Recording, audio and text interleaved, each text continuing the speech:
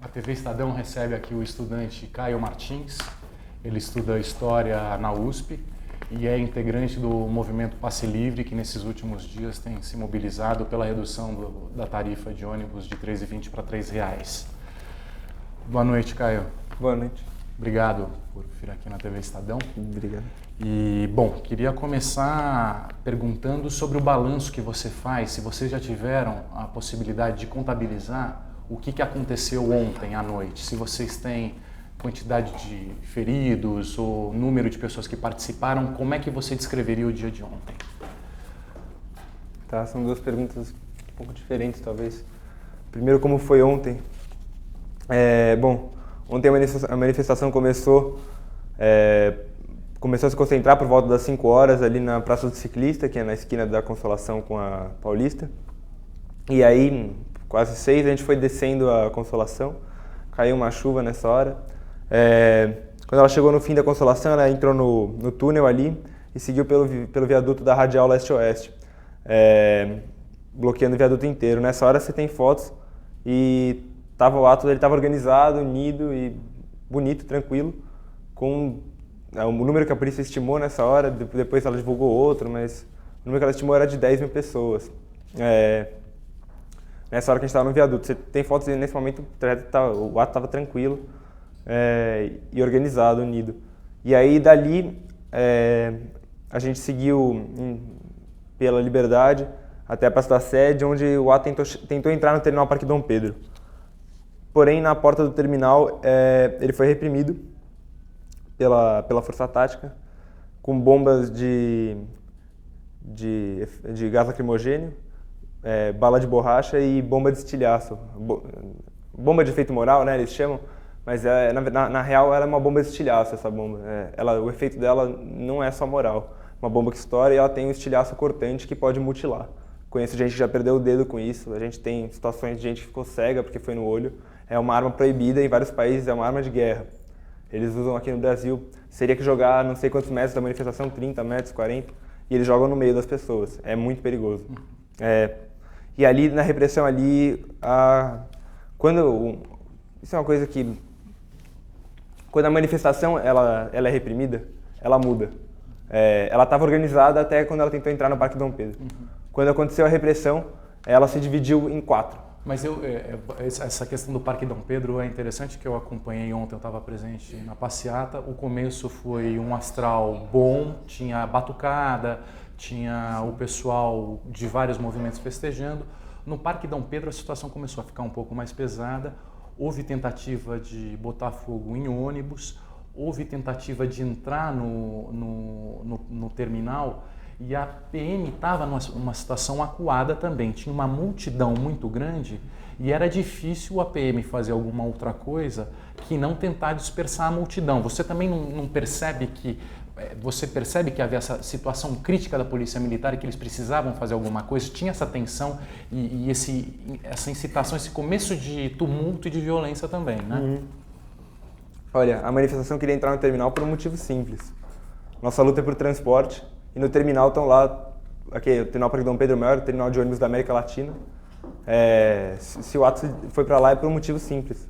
Está lá um número imenso de passageiros que devem receber panfletos e para quem a gente quer que estão na luta, né? Por isso o terminal como um destino. No entanto, foi vetado entrar no terminal. Isso que em muitos outros anos, quando subiu para R$ 3,00, quando subiu para R$ 2,70, teve protestos contra o aumento e os protestos entraram no terminal Parque Dom Pedro, entraram no terminal Bandeira e isso não foi um problema. No entanto, esse ano a polícia não queria deixar entrar e preferiu atacar as pessoas do que deixar a manifestação seguir seu rumo, onde ela provavelmente seguiria, atravessaria o terminal e se encerraria na Praça da Sé, tranquilamente. A praça é um lugar onde dá para todo mundo sentar, sem bloquear nada e encerrar. Mas não foi o que aconteceu, reprimiu no terminal. Quando a manifestação é reprimida, o ato que está organizado ele se desorganiza. E foi o que aconteceu ali. Se dividiu em vários focos. E nessa hora, a coisa assumiu um tom violento. Porque é óbvio, um lado que tem arma, tem bomba, tem bala, ataca o outro, E, obviamente, ali os manifestantes começaram a tentar contra-atacar de maneira desajeitada, quase desesperada. Tentar jogar o que encontra na rua contra a polícia, tentar bater nos ônibus. E aí começou a situação que é o que mais saiu no jornal hoje, né? Não saiu nada de quando o ato estava organizado, pacífico, com 10 mil pessoas fechando a radial, mas saiu a parte de fato da destruição que causou esse cenário aí, quase de palco de guerra. Mas, que Caio, a repressão uma colocou. coisa, quando a polícia ataca, a gente vê de repente, ou ataca ou tenta lidar com uma situação de desordem, até acuada, ou tenta contornar a situação. Uma reação natural é, enfim, reagir ou fugir, etc. O que a gente viu ontem também, eu queria que você falasse sobre isso, é que foi um pessoal subindo pela Brigadeiro Luiz Antônio, quebrando vidraças de bancos, foram pelo menos 5 que eu contei quebrados, pichando ônibus, quebrando vidros de ônibus, quebrando lixeira. A impressão que se tem é que era uma manifestação supostamente política para falar sobre a questão do passe. Isso foi orquestrado? Foi uma mobilização? Vocês chegaram a incentivar, vamos subir a Brigadeiro e fazer um quebra-quebra para mobilizar, para mostrar para a população de São Paulo que a nossa demanda, para ganhar holofote? Houve isso? Então, depois que a manifestação foi reprimida, o esforço que a gente tem é de tentar reagrupar ela. É muita gente e se não houvesse esforço, a coisa pode ficar muito pior. Então, o esforço que você tem que ter quando a manifestação é reprimida é tentar reagrupar ela. Foi isso que todos tentaram fazer. Pelas condições que a polícia colocou, separando os grupos nas ruas do centro, sobraram alguns focos. Esse que seguiu pela Brigadeiro foi um foco que decidiu, vamos subir até a Paulista e vamos encerrar nosso ato no MASP. Ali no MASP a gente senta e convoca o próximo ato, encerra a manifestação. No entanto, depois que começa a repressão, a manifestação já é outra.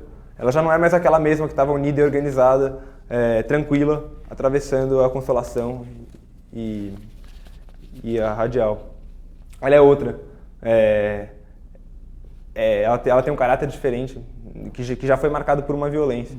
E aí acontecem cenas como essas, que é impossível controlar quando você tem milhares de pessoas. O Passe Livre não é dono da manifestação, a gente convoca ela e vão vários grupos. Esses grupos têm uma organização própria, vai um monte de gente que não tem organização nada, são pessoas que vão porque querem lutar contra o aumento. Bom, daí quando vem a repressão policial é normal que você tenha cenas como essas. Aliás, é impossível, a gente não tem como impedir isso. Mas ao mesmo tempo que acaba sendo ação e reação, né? Depois que a polícia age, vocês reagem, acaba muitas vezes indo para o quebra-quebra, como aconteceu ontem. Uma multidão mobiliza grandes avenidas de São Paulo como uma forma, até nos parece, a gente que é morador da cidade, de provocar uma reação da polícia para criar um fato político. A violência faz parte da luta política de vocês, porque vocês provocam uma ação da polícia paralisando as ruas na hora do rush. A violência faz parte da estratégia política do movimento? Não é isso. Não é isso. O movimento ele vai para as avenidas e toma elas em protesto como uma forma de protestar. Isso chama passeata. Isso tem um nome. É uma ferramenta histórica que a população do mundo inteiro tem para reivindicar seus direitos. É isso que se faz. Tomar as ruas é um direito de manifestação, uma liberdade de expressão. Em São Paulo isso ganha um tom quase irônico, né?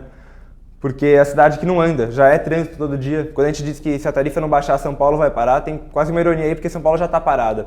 E a gente está lutando pela redução da tarifa, então a gente está lutando justamente por mais mobilidade, né? Então tem uma coisa também que nesse sentido é irônica, porque quando você fecha a rua, você explicita um travamento que já acontece todo dia. Todo dia a cidade já está travada. Uma cidade que, quando se fala em mobilidade urbana, o investimento que o poder público faz é inteiro. A cada R$11 que ele investe no carro, né, no automóvel individual, ele investe 1 em transporte coletivo. Então é uma opção pelo trânsito, inclusive, essa opção pela indústria automobilística. E quando você para as vias, você escancara isso. Nesse sentido, de forma alguma a gente para a via para ter repressão da polícia. A última coisa que a gente quer nas manifestações é repressão da polícia. Por quê? Eu já falei. Repressão da polícia causa o que aconteceu ontem. E o que aconteceu ontem, como você falou, é terrível. Porque a pauta, que é uma pauta justa, é uma demanda social clara, única e específica, que é a redução da tarifa. Ela depois, quando sai no jornal, ela é apresentada de outra forma, né? Parece que a intenção das pessoas que estão lá não é lutar contra o aumento, mas é destruir coisas. Não é isso, as pessoas estão lá para lutar contra o aumento. Mas aí elas trombaram com uma outra coisa ali, que é a repressão policial. E aí, no caso, de fato, também não sei no que contribui com a luta, que se destrua bancos e tal, mas isso aí também é uma coisa que só deixa claro a situação que esse aumento gerou na cidade. Agora, esse aumento colocou na cidade um contexto de revolta popular. As pessoas elas estão completamente revoltadas contra o aumento. Agora, ontem teve situações limites de tensão, né? Um colega nosso, jornalista da Folha de São Paulo, viu a cena de um policial sendo atacado por várias pessoas, acabou ficando sangrado, foi na iminência, quase foi vítima de um linchamento. Eu vi uma cena de um policial acuado que precisou fugir também, chegou a apontar a arma para os manifestantes. Na Paulista também teve uma cena parecida que eu acho que você presenciou. A gente viveu ontem, a sensação foi triste, o final foi realmente baixo astral, da iminência de uma tragédia, né? Vocês perderam o controle da situação? Qual é a avaliação que vocês fazem? Aquela multidão, vocês não dão conta de orientar? Como é a avaliação que vocês fazem daquilo que aconteceu? Vocês perderam o controle da manifestação? Cara, como eu disse, o ato estava unido, tranquilo e organizado até começar a repressão policial. Depois que ela começou, quem tem mais controle é a polícia. Porque eles impõem para onde a manifestação vai com as armas, enfim, com a violência. A gente fez um esforço para reorganizar o ato justamente por uma questão de segurança, para manter a coisa organizada e não se perder o controle novamente. Mas aí já é muito difícil. E quando o ato chegou na Paulista, pela primeira vez ele tentou ir até o MASP para no MASP encerrar. Porém, quando a manifestação estava chegando no MASP, a polícia atacou com uma bomba ali. É a mesma coisa que eles fizeram na semana passada. Na hora que a manifestação vai encerrar, eles jogam uma bomba para dispersar. Então, uma fala final que poderia ter, uma assembleia que se decide, o próximo ato é quinta-feira, a polícia não permite isso, ela dispersa nessa hora que as pessoas se reúnem de novo. E aí foram as piores cenas. Depois que todo mundo já estava cansado, tinha acabado, a gente ia acabar, a polícia atacou, o choque entrou, o choque que não tinha entrado até aquele momento entrou, o batalhão do choque, e jogou bombas. Bom, aí você teve cenas na Paulista que foram terríveis mesmo, como você falou, as capas dos jornais hoje mostraram, mas aquele estrago aconteceu de fato depois da segunda vez que a polícia reprimiu na Paulista. Então essa é a situação que a gente tem. E é uma revolta popular que está aí. Vocês, hoje, a gente veio do Ministério Público, né? Você veio comigo no Ministério Público, o promotor, o Maurício Lopes, está tentando adiar a manifestação de amanhã com a condição de que o prefeito reverta o aumento da tarifa de ônibus. Mas o que ficou das instituições, pelo menos, da discussão, é uma preocupação de que o ato, conforme vem ganhando volume, força, exponha a população da cidade a riscos, né? O ato de ontem não levou vocês a pensarem em adiar a manifestação de amanhã para evitar eventuais problemas mais graves? Vocês não discutem essa possibilidade de adiar a manifestação de amanhã para evitar problemas de falta de controle como ocorreram ontem? Então, como eu disse, o que você tem hoje na cidade, e acho que os jornais mostram isso, não é uma questão que está ao alcance do movimento Passe Livre. Nesse sentido que está fora do controle. O que você tem hoje é uma revolta popular. Por mais que a gente desmarcasse o ato de amanhã, se o Passe Livre decidisse por algum motivo que amanhã a gente não vai para a manifestação, ela ia acontecer. Ia acontecer sem a gente. Ela foi convocada, as pessoas vão. As pessoas estão revoltadas com o aumento. Na verdade, tem um responsável. Se tem alguém que tem controle sobre a situação, alguém que pode frear essa revolta que está em curso, é o prefeito e o governador. Eles decretaram o aumento da tarifa e quando eles decretaram esses aumentos, por decreto, né, sem discussão, aumentaram a tarifa, foram eles que instauraram a revolta popular na cidade, que só tem se agravado. Então a situação está ficando muito grave, você tem razão. As manifestações estão crescendo e enquanto a polícia continuar reprimindo, eu espero que não reprimam amanhã, a gente possivelmente vai ter cenas como as que tiveram nos dias anteriores. Eu não gostaria que tivesse. Então, para segurar essa situação agora, existe só uma medida possível para de fato terminar com ela, que é abaixando a tarifa. Isso é uma coisa que a gente não conseguiria fazer. Mas vocês do MPL, apesar de serem um movimento que defende a horizontalidade, né, vocês acabaram se tornando lideranças do movimento, né? Pelo menos referências. Caberia a vocês também falar para as pessoas não abusarem, mesmo que a polícia agir, não cometerem ato de vandalismo? Caso sim, qual o recado que você daria para as pessoas que vão amanhã na passeata diante da possibilidade da polícia tentar dispersar o movimento? Você falaria para eles não cometam ato de vandalismo, não quebrem vidraças, não destruam lixeiras, não destruam o patrimônio público? Você falaria para os manifestantes que estão te acompanhando, os potenciais manifestantes de amanhã, para evitarem esse tipo de ação? Qual recado você daria para eles? Cara, a gente fala isso. A gente não quer que as pessoas quebrem as coisas, enfim. Mas a situação que se coloca é que a gente não é dono do movimento. A gente não é liderança. A gente convoca as manifestações e tem um certo respaldo aí, porque o movimento Passe Livre é um movimento que está aí há 8 anos lutando por transporte, tem um trabalho em torno da pauta, uma história de luta em várias cidades, em São Paulo, e nesse sentido é uma referência, é um movimento social que é referência em torno da pauta do transporte. Mas uma coisa é o Passe Livre, que é uma organização, outra coisa são as manifestações contra o aumento, que são muito, muito maiores que os Passe Livre, estão se tornando cada vez maiores. Elas são manifestações populares, amplas. Não tem só o Passe Livre, tem vários grupos, inclusive em alguns jornais tem falado o Passe Livre é formado por partidos de extrema esquerda. Não é isso. As manifestações são amplas. Então, a gente vai, mas vai também um monte de outros grupos, entre eles partidos de esquerda.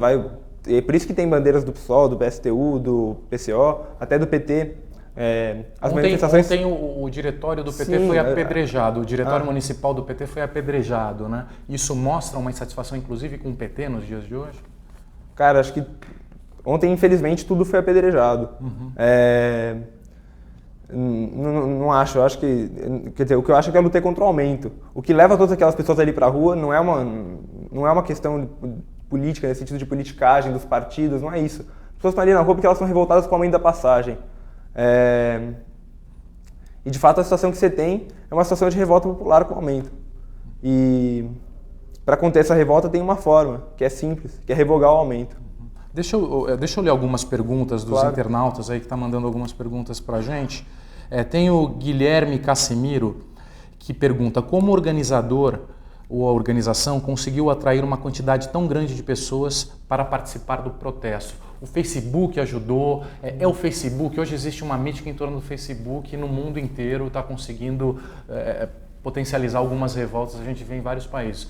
Qual foi a importância do Facebook? Como vocês conseguiram levar tanta gente nos protestos? Cara, essa história aí do Facebook, não que ele não tenha sua relevância, mas o Facebook é uma ferramenta de comunicação e divulgação.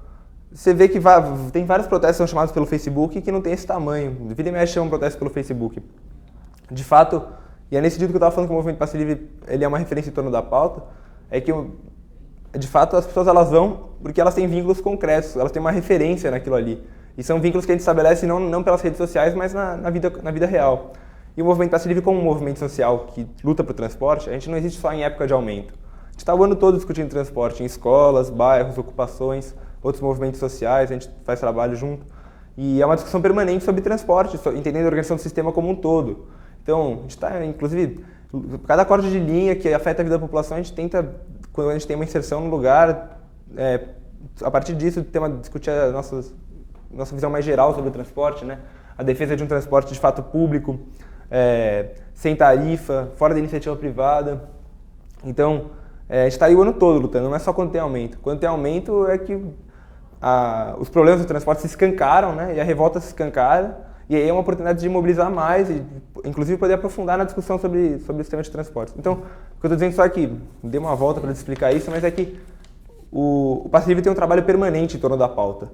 Então, muita gente tem o Passe Livre como referência, porque conhece, já teve em debates com a gente, atividades, já tocou lutas outras com a gente. Então, Nesse sentido, não são só as redes sociais, mas são vínculos que o movimento criou ao longo dos anos. São trabalhos que o movimento tem, articulações com outros grupos, e isso que dá uma certa solidez para essas manifestações. Mas, claro, vai muita gente, cada vez mais, teve 12 mil pessoas lá, 10 mil pessoas na última, e que a gente não conhece todas as pessoas, a gente conhece uma parte, que inclusive não deve ser a maioria.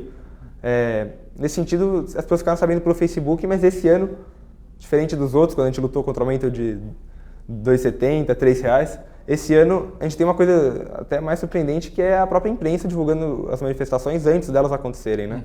Então já está sendo divulgado que amanhã... Imprensa de internet ou imprensa... Os jornais, né? Eles estão avisando antes. Isso nunca acontecia. A gente sempre fazia a manifestação e os jornais noticiavam depois. Agora... A luta ganhou tamanho destaque que os jornais estão avisando antes, né? Para evitar a Avenida Paulista, mas depois da confusão ou antes? Antes mesmo, né? Estão divulgando, vai ser nas 5 horas no Teatro Municipal, na quinta-feira vai ter protesto próximo. Então as pessoas elas sabem sem nem precisar achar no Facebook. Deixa eu fazer uma outra pergunta da Fernanda Vilela. Ela coloca essa questão de manifestação ou vandalismo. Por que destruir os bens públicos e causar terror nos cidadãos que foram de alguma forma lesados por conta dos acontecimentos de ontem? Também acredito na manifestação, mas acho que deveria ser pacífica. O que você tem para falar desse comentário da Fernanda? Então, eu acho que ela poderia muito bem ser pacífica, mas infelizmente não é essa situação que está acontecendo. E não está sob o nosso controle. Eu já disse, o Passe Livre não é dono das lutas contra o aumento. A gente deu início a ela, convocou e tal, mas a gente não é dono da luta contra o aumento. A gente é um dos grupos que está lá. É uma luta ampla e popular. E as pessoas estão revoltadas. É impossível segurar. Enfim, você falou que apedrejaram o diretório municipal do PT, apedrejaram banco, apedrejaram ônibus, apedrejaram metrô. Cara, pra gente, por exemplo, é um problema que apedrejem metrô. Imagina, isso é péssimo. Se a gente quer construir um transporte público de fato, a nossa luta ela tem que ser uma luta dos passageiros junto com os metroviários. Então, com os trabalhadores do metrô. E quando você faz uma coisa dessas, você coloca o segurança do metrô contra o segurança e os trabalhadores da estação todos contra a manifestação. E a gente não é esse tipo de relação que a gente quer estabelecer, por exemplo. Por exemplo, a gente acha que os metroviários são parceiros fundamentais na luta para o transporte. Esse é um exemplo. Assim como os motoristas e cobradores. E um ato desses na manifestação coloca um lado contra o outro, sendo que, na verdade, a gente deveria estar junto na luta, os trabalhadores e os usuários, contra aí os mandos e desmandos, os aumentos, o lucro das empresas, né? Agora, quer concluir? Não. Tá. O Lino pergunta até quando as manifestações irão durar? Então, espero que elas terminem logo, mas para isso não depende da gente. Aí é o que eu estou dizendo. Não é uma questão que depende do Passe Livre. Isso depende de 2 pessoas, o prefeito e do governador. Os aumentos da tarifa eles são feitos por decreto. São decretos do executivo, né? O próprio prefeito decreta o aumento da tarifa com 5 dias de antecedência e o aumento acontece. Da mesma forma, o governador decreta o aumento da tarifa. Eles têm poder total de aumentar ou diminuir. Então, eles que aumentaram, eles que podem revogar. Infelizmente, não são outros. Então, as manifestações vão continuar enquanto a tarifa não baixar. Enquanto a tarifa não baixar, essa revolta vai continuar. Tem um jeito de parar ela, que é abaixando. Mas, infelizmente, a postura que a gente tem visto aí é que os governantes eles estão completamente fechados ao diálogo. Antes do protesto de ontem, a gente tinha protocolado uma carta na prefeitura e na Secretaria de Transportes do Governo do Estado. Protocolamos essa carta pedindo uma reunião para discutir a revogação do aumento com o prefeito e com o governador em exercício. Claro, o prefeito e o governador estão na França, né? Mas tem a vice-prefeita aqui, tem o vice-governador. Eles poderiam, como eles são prefeito e governador em exercício, né? Eles poderiam muito bem se reunir com a gente e decretar a revogação do aumento. Sentar para discutir isso. No entanto, a gente não teve resposta nenhuma.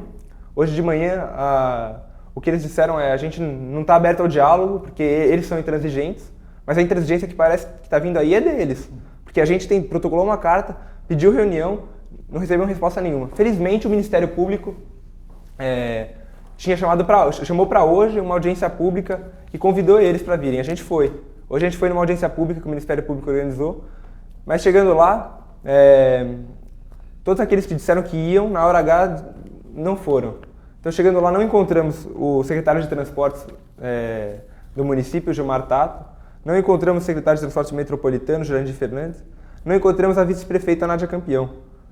Na verdade, lá estavam alguns técnicos da Secretaria de Transporte, que não podem decidir nada, e uma parte da militância que tem das manifestações estava lá na plateia, fizemos intervenções e tal, mas aquele tentativa de diálogo que o Ministério Público tentou organizar hoje na audiência foi inútil, porque eles se fecharam ao diálogo. Mas uma coisa que foi muito colocada é que vocês que seriam intransigentes por condicionar o fim das manifestações à redução aos R$3, a voltar aos R$3. Poderia ter outras possibilidades, desde vocês se manifestarem no Parque do Ibirapuera, sem paralisar vias públicas, até a possibilidade de alguma coisa em relação ao bilhete único que melhore as condições de pagamento para o trabalhador ou para os estudantes, enfim, uma série de meias medidas intermediárias que poderiam levar ao fim da mobilização. Vocês não aceitariam medidas intermediárias além da redução do salário? Por que segundo eles, da tarifa, essa questão da intransigência do lado de vocês também, de bater nessa tecla de redução, senão a gente não para de mobilizar? Mas quem que aceitaria essas coisas? Você quer que a gente fale em nome de 12 mil pessoas que estão na rua? Elas não foram para a rua para pedir passe livre para estudante, não foram para a rua para pedir passe livre para unista, não foram para a rua para pedir Conselho Municipal de Transportes, não foram para a rua para pedir ônibus 24 horas. Um monte dessas propostas aí que a Prefeitura poderia apresentar, por exemplo, são meias propostas. Não é nada disso que as pessoas estão pedindo. Elas não foram para a rua para pedir outra coisa que não a revogação do aumento. Então, primeiro que a gente não teria como aceitar uma dessas coisas se não é isso que as pessoas estão pedindo numa negociação. Segundo, que seria antiético. Seria uma falta de coerência completa, quase um oportunismo. Você puxar uma mobilização que vá tanta gente espontaneamente, na fé de que está lá para barrar o aumento, e depois um grupo separado de negociadores negocia outra coisa. Isso não tem cabimento. Isso, se a Prefeitura sinalizar uma coisa assim, que só vê diálogo nesses termos, aí ela está esperando uma falta de ética completa do nosso lado. Um oportunismo completo do nosso lado que a gente não vai ter. Então, a luta na rua está pedindo o seguinte, o povo que vai nas ruas, nas manifestações, está pedindo o seguinte, abaixa a tarifa, está R$3,20, volta para R$3. E está bem claro, é uma demanda única, clara, específica, pontual, simples. Pode muito bem ser atendida. Enquanto ela não for atendida, os atos vão continuar. O MPL se diz um coletivo socialista. Vocês são socialistas, defendem algum tipo específico de socialismo cubano, chinês, soviético. Depois da queda do Muro de Berlim, isso não é uma demanda ultrapassada, não é um posicionamento ultrapassado? Vocês são socialistas? Que tipo de socialismo vocês defendem? Cara, mas não sei, a gente não se diz socialista, não. No site eu vi socialismo. Não. Não? Acho que não, cara, porque de fato o MPL não... Vocês têm algum posicionamento político? O Movimento Passe Livre é um movimento social que luta por transporte público. Entende que lutar por transporte público é lutar por direito à cidade. É lutar por uma cidade onde as pessoas possam se deslocar livremente, ter acesso aos seus direitos. Ter acesso à educação pública, ter acesso à saúde pública, ter acesso ao trabalho, acesso ao lazer, acesso à cultura. Isso que é o Movimento Passe Livre. É um movimento social, um movimento popular, que pode ter gente das mais diversas ideologias que se encaixe nisso. É uma demanda social, não é uma demanda política exatamente. Nesse sentido, a nossa luta é pelo fim das catracas. Anarquistas também não? Não, é um movimento social. Tá, é que eu achei que eu tivesse lido no site, eu acho que tem alguma coisa nesse sentido. A gente quer transformar a realidade. Tá. E você, em relação aos próximos dias, vocês na sexta-feira também vão participar de uma manifestação sobre a Copa do Mundo na Avenida Paulista. Sexta-feira vai ser alguma coisa nessa dimensão também? Vocês estão planejando? Como é que esse movimento que vocês estão falando de paralisação na sexta-feira, de novo na Avenida Paulista, a respeito da Copa do Mundo? Não está mudando a pauta? E o que é isso? Queria que você me explicasse sobre isso. Aí é uma questão diferente, a gente não está mais falando do aumento. Isso aí é uma coisa que não está sendo organizada por nós, está sendo organizada por outros grupos que estão aí discutindo a Copa do Mundo, os impactos da Copa do Mundo. E a gente, justamente como um movimento social que discute a cidade, vai se somar. Mas é que a gente se somar é diferente, não é levar tudo isso, não é necessariamente levar tudo isso que a gente que está atendendo a nossa convocatória, né, levar todas essas pessoas à sexta-feira. Possivelmente não vai ser assim. Essas pessoas elas estão lutando contra o aumento. Na sexta-feira, véspera da Copa das Confederações, vai ter uma manifestação na Paulista, mas vai ser possivelmente uma coisa muito menor, organizada por movimentos sociais que estão discutindo a questão da Copa, pelo viés da moradia. A Copa está trazendo várias remoções, a Copa está impondo ao Brasil uma lei geral, aí, que é uma legislação de exceção imposta pela FIFA, que nos dias de jogo a gente vai ter uma lei de exceção aqui que vai ser terrível e uma lei antiterrorista, restringindo completamente o espaço público, praticamente criando áreas de exceção nas cidades, uma coisa bizarra. E aí vai ser justamente uma mobilização criticando aí nas vésperas da Copa das Confederações esses crimes da Copa. E como para receber esses mega eventos aí, o Brasil está tendo que reorganizar toda a sociedade e investir uma grana nisso aí, um puta dinheiro em cima da Copa, que é um dinheiro que não vai reverter em nada pra gente. E, na verdade, poderia estar sendo investido em muitas outras áreas, como educação, saúde, inclusive transporte. Falam que não tem dinheiro para tarifa zero, mas tem dinheiro para reformar um estádio que estava inteiro, ou então construir um estádio em cidades como, não sei, Brasília, enfim, sei que tem cidades Manaus, aí, Cuiabá, Manaus, que estão construindo estádios imensos, onde o público é 5 vezes menos do que o estádio suporta. São verdadeiros elefantes brancos, o dinheiro que podia estar indo para a área de transporte, por exemplo. Tá. Para finalizar, a última pergunta, eu queria que você sentiu que a barra pesou para vocês, né? A repercussão de ontem do quebra-quebra foi muito negativa. A gente percebe nas ruas muita gente reclamando. Eu queria que você dissesse para a pessoa, de repente para o paulistano que está revoltado com o quebra-quebra e com ter ficado parado no trânsito 3 horas, que teve problemas pessoais por causa da manifestação, ou se sentiu ultrajado pelo que aconteceu ontem na cidade, o que você falaria para essa pessoa?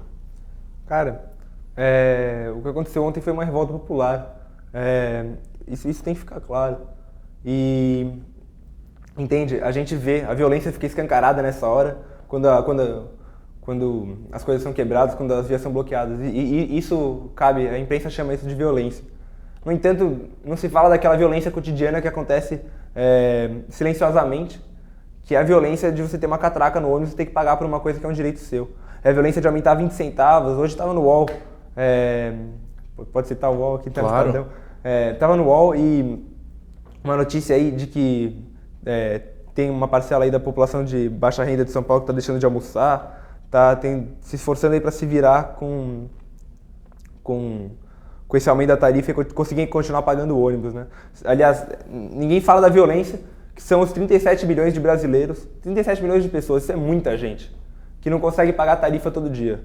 Aliás, esse número é de 2010. Em 2010 a tarifa estava 2,30 aqui em São Paulo, agora está quase o dobro, estava quase R$1 a mais, 3,20. Em 2010 tinha 37 milhões de pessoas no país que não conseguia pagar transporte todo dia. Não poder pagar pelo transporte todo dia é não poder se deslocar pela cidade. É não conseguir chegar na escola, não conseguir chegar no hospital, não conseguir chegar no trabalho, não conseguir procurar emprego, não conseguir encontrar os amigos, não conseguir ir pro lazer, cultura, é não conseguir viver. Então a violência da tarifa ninguém fala, por exemplo. Ninguém fala como se fosse uma violência. E ela acontece todo dia aí, silenciosamente, terrivelmente.